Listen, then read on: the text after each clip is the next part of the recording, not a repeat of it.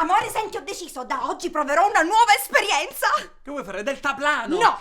Pesca subacquea? No. Urlare Forza Palermo a Catania? No. Giocare a FIFA? No. Pulire casa.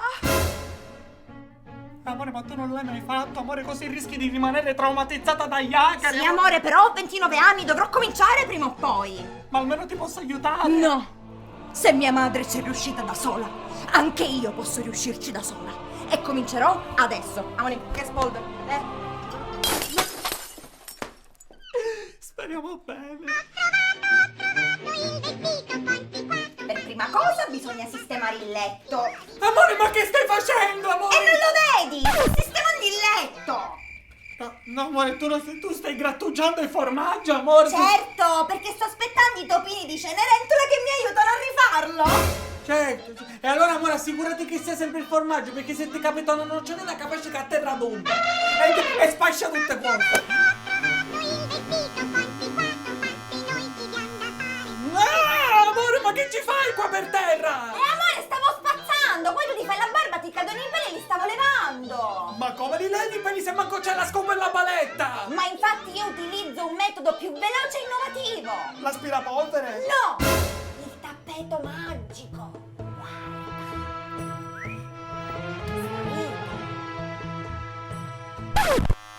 Mamma, venimi a prendere, mamma, per favore, mamma. Amore, lo vedi? Sono una fidanzata perfetta. Ti stiro pure le magliettine. Amore, ma come hai fatto? Cioè, io qua non vedo né asse né ferro da stiro. Ma perché io ho un metodo tutto mio, esercitando una pressione dall'alto verso il basso tramite lo schiacciamento e il calore naturale. Ovvero? Mi ci siedo di sopra!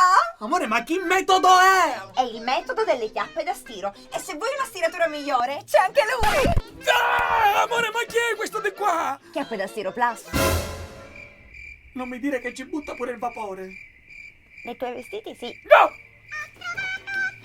Dai che comincio a sparecchiare. Vabbè, ti posso aiutare No, io? ti ho detto che oggi faccio tutto io! Va bene, amore, però almeno questo lo puoi fare in modo normale.